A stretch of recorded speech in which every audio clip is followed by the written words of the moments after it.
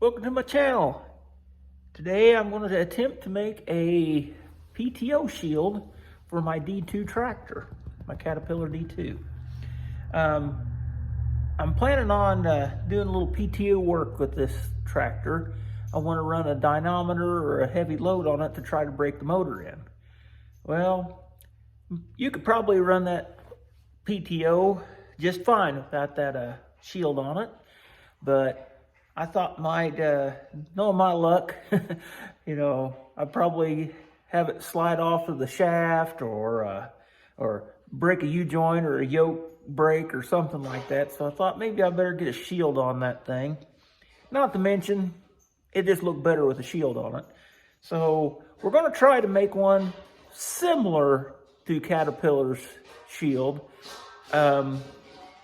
I guarantee you it won't end up being exactly like it because it's going to be a pretty difficult piece to make if you make it just like theirs. But we'll give it a try to see if we can make it at least similar to what it is. So just hang on to something and I'll go through the steps and hopefully we'll get something that looks like a PTO shield when we get done. First step in this operation is to make a template.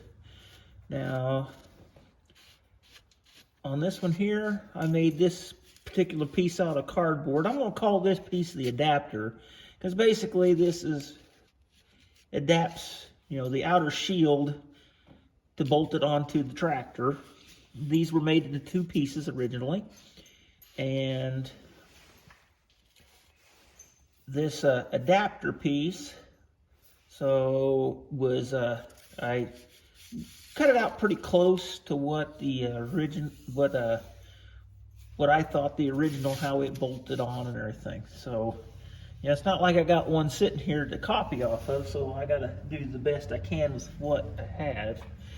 So we made this U shape, and the next thing I took a piece of paper, gasket paper is what this is, and I kind of bent it into the shape that I thought, from what I can tell, what a PTO shield would look like. Kind of flat on top, got sides that come down, and then of course it has to adapt to this piece here. Well, I kind of got the basic shape that's towards the outside, and I placed it on here around the outside here, and I took a pencil, and what I did is I come up here and traced right around this adapter piece and I turned it over, and you can see here that I've got several marks on here. Of course, this is the center line mark. This is where I thought that the fold should be for the outside of the shield, and then this portion, then you can see where I got tape on here, but this portion here was probably a half inch longer than what it is now. And then I did my trace line here with the marker, and it turned out that this here had a radius in it, which it makes sense because the distance from here to here is longer than the distance from here to here. So to make that curve, this distance is shorter than, say, this distance at the bend. So with the curve in it, it made sense to have a curve in it. But to calculate that curve would be, there'd be some crazy math with letters in it that I don't dig. So I just traced it, and what we did then is we just basically laid the template flat on a piece of steel, traced it out, and traced this one here on a piece of steel, and then we made the steel pieces that we can start bending and making welding together and making the shield. So we'll continue. What I've done here is I got my metal, which is 18 inches wide. That's the center line right here. And I got this piece of angle iron. And it is 10 inches, which is the flat opening of my PTO shield. I found the center line of it here at the 5-inch mark. Lined it up with this here. Clamped it on there, so that should keep the metal somewhat flat. And I'm going to put this in my makeshift press brake over here and see if I can get the radius on this end and keep it flat on that end, which should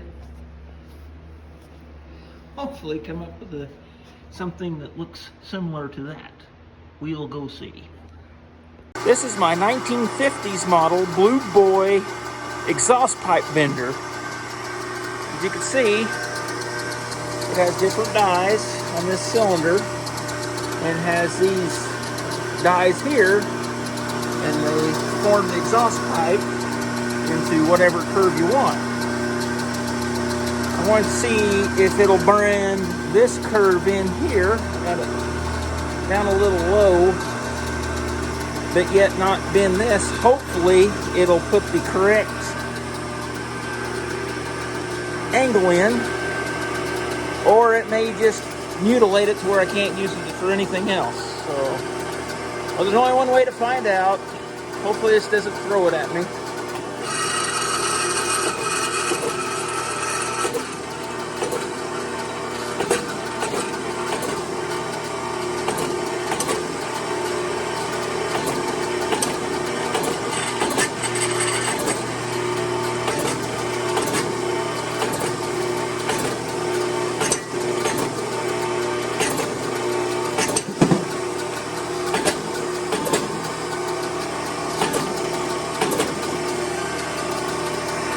Get a hammer and give it a little help. Hold on. All right. A little assistance here to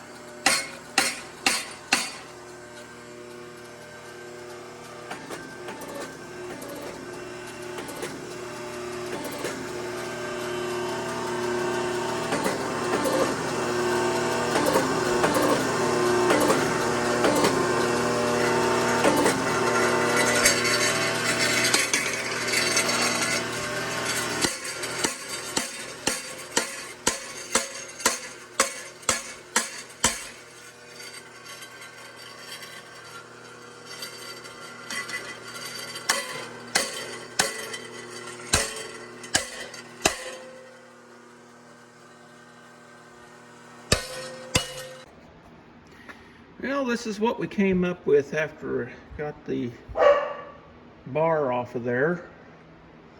And as you can see, you notice it's not, the ends aren't coming down quite square. And it may be just a little bit long on one side compared to the other, even though I took the time to center it.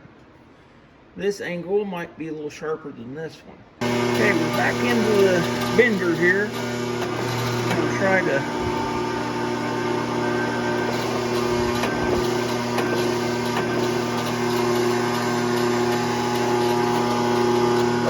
see, we got it more that way, the way we want it, going around that die.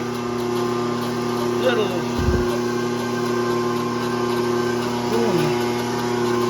appears to be wanting to do it more on one side than the other. Here's the end result. I think I can live with that. The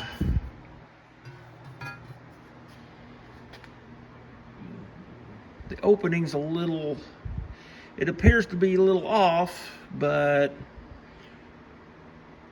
I don't know what else I could do with it.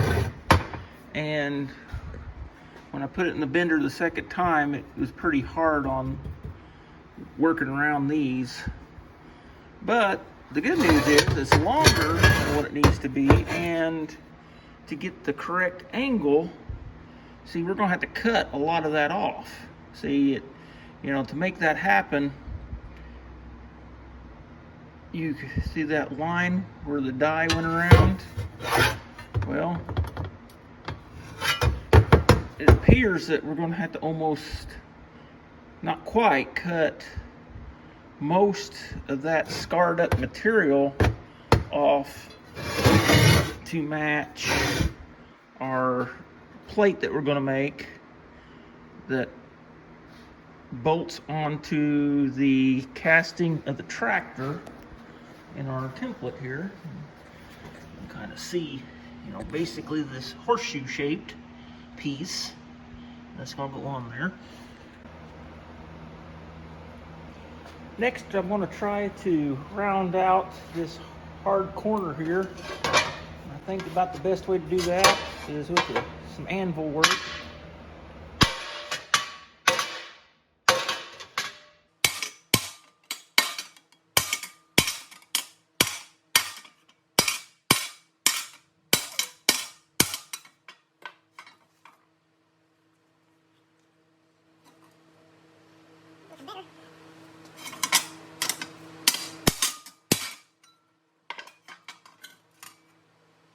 Now that I've got this set up the way I want it,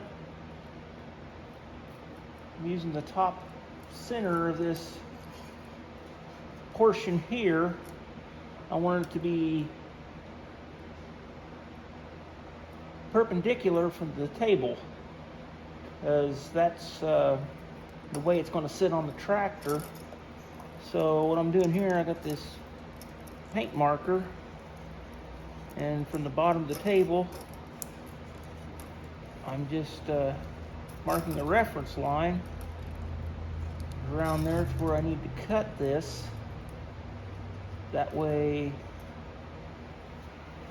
it will, when I trim this off, it will be this top portion here will be basically level when it's on the tractor with the top of the PTO. I took the template that we made earlier for the bolt pattern for the PTO flange and transferred it onto this piece of steel. I'm going to use my plasma cutter to cut that out. I won't do that on camera because, well, I'm still using my cell phone to do these, and I don't want to tear my cell phone up too much to make a video, so hopefully I get this cut out and get back to you. As you see, I got the this part cut out of the there. Yeah, looks pretty remedial, but yeah, I'll try to doctor it up the best I can.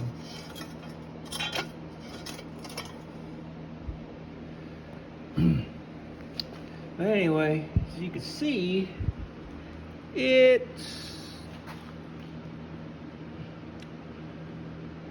my bends didn't really follow the contours. So this one here is kind of flared out more, and this one here is not. Oh, it's like this portion shifted over this way. I don't know how it did it, but metal has funny things of doing whatever it wants. So what I'm going to do, I'm going to grind this in here to where it looks more like, like an adult did it. So, and then drill the holes. Then I'm going to tack weld this in here, and I'll probably have to heat this up, or once I get it tacked, maybe it'll have enough heat in it that I can bend it down to get it there. And then this portion here will get trimmed. And these things, they kind of had a really smooth radius right here, and then it went down. And the same thing over here, a smooth radius, and goes down. Well, I got this backing piece kind of got it trimmed up, got it ground down, and got it smoothed out. Got it fitted, and within reason, to the shield. So now I'm going to make some tack welds here for the sake of keeping my telephone in operational condition. I just do not weld in front of it. So I'm going to weld this, and you can check it out when I get done. We'll see what it looks like on the tractor, and then hopefully we can go to the next step. So I'll catch you here in a little bit. Try to put a few tack welds on it and see if it can conform a little more to the shape that I desired originally. So we'll get this thing off here, jig it up, and see what we can do for some tack welds, and then maybe it'll kind of flatten out a little more like the way I want it to. So we'll see. I had this part of from here was kind of sprung out this direction, so I added this clamp here to bring the shield over towards the adapter a little bit. I just thought it was kind of a interesting clamp. It just barely, just on that edge. Actually, I'm just amazed that it worked. So we'll weld the rest of this up. Well, I got it put on there, and it was just a little bit off center from where I really wanted it to. So I'm going to do a little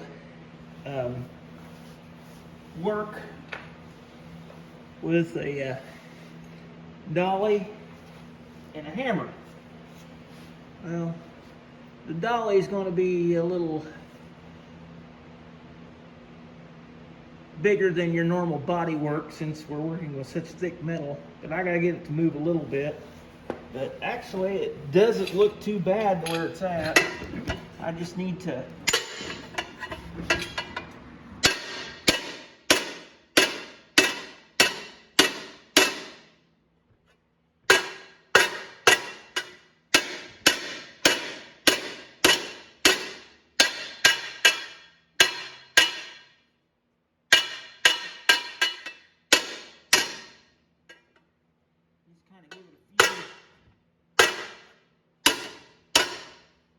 finishing touches.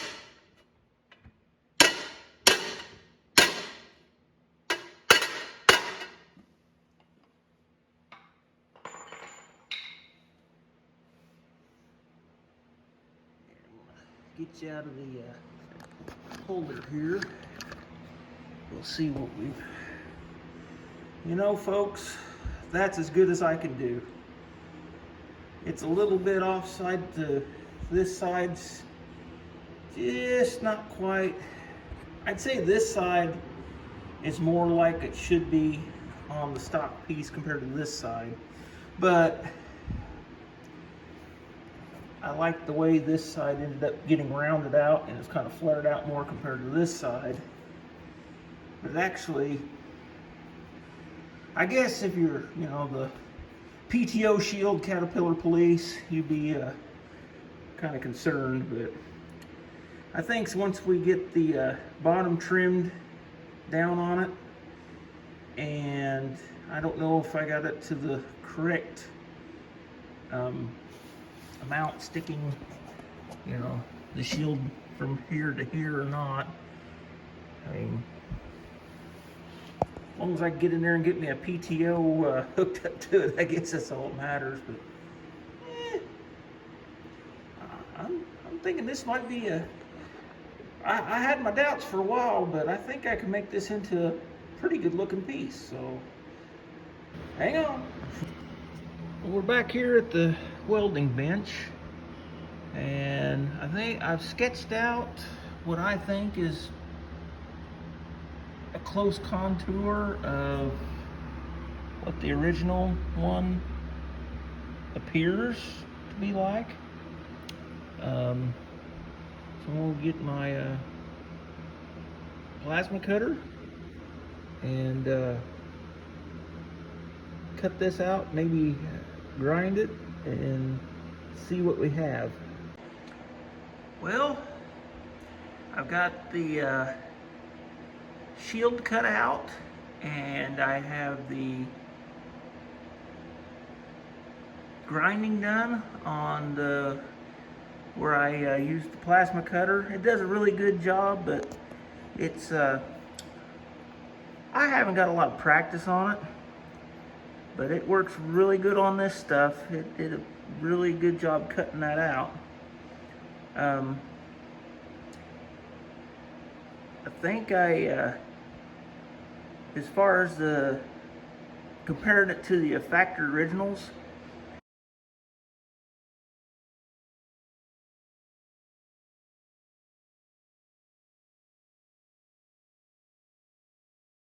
I believe it seems like they're a little bit wider, so they're flared out more than what I could have done, but I don't think it looks too bad.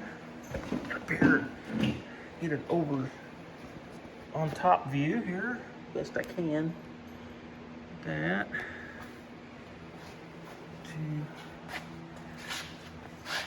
There's what the side looks like.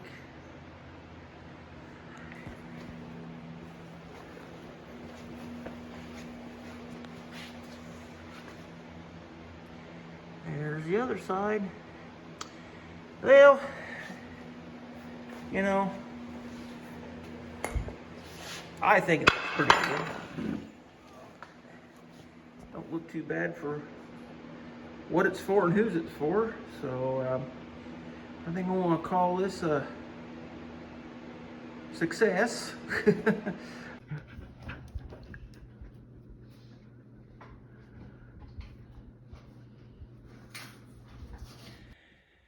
You ever get the feeling you're being watched? Hi, Oreo. You want to say hi to all the viewers in YouTube land?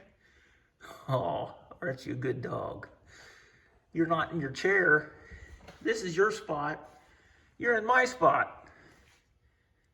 That's okay. You're a good supervisor, aren't you, Oreo? Yeah.